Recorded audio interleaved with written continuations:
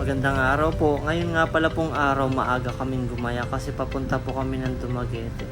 Katulad pa rin po nung dati, kompleto pa rin po kaming apat. At eto po, nandito na po kami sa tapat ng Ninoy International Airport.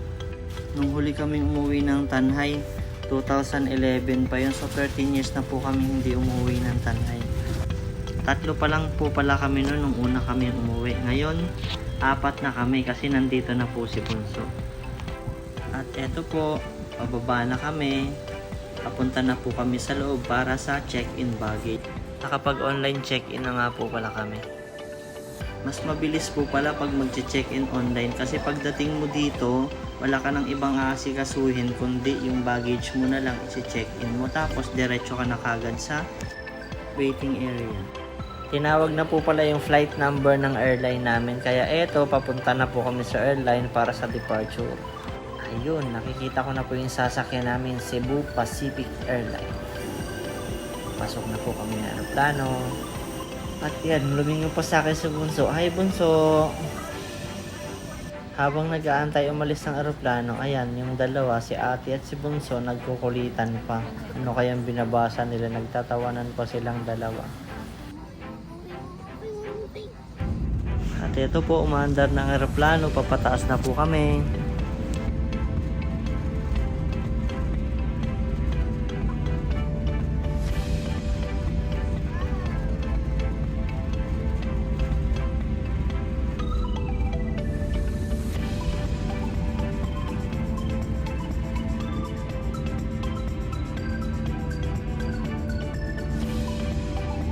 At nung nasa taas na pala po kami, napakagandang tignan ng tanawin mula sa taas.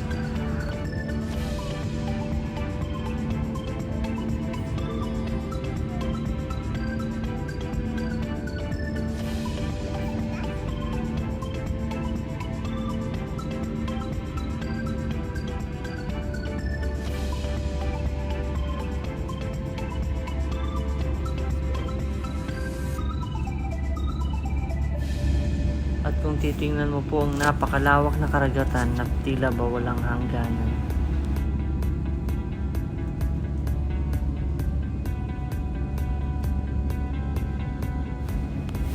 Hi Bunso!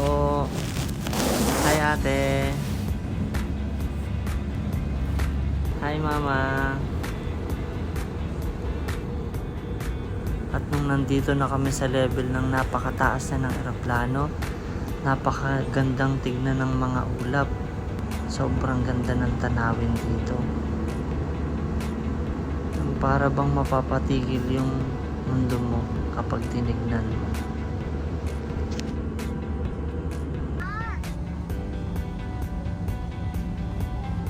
At kung mapapansin nyo, si Bunso napawaw siya ng sobra. Nasa 1.5 oras pa lang po yung biyahe namin. Eto po, nandito na po kami, pababa na po. Welcome to Dumaguete.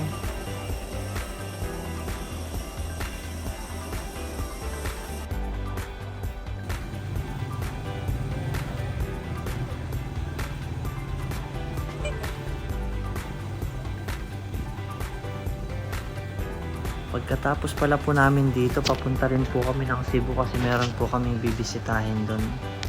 Welcome to Negros Oriental. Salamat po sa panonood.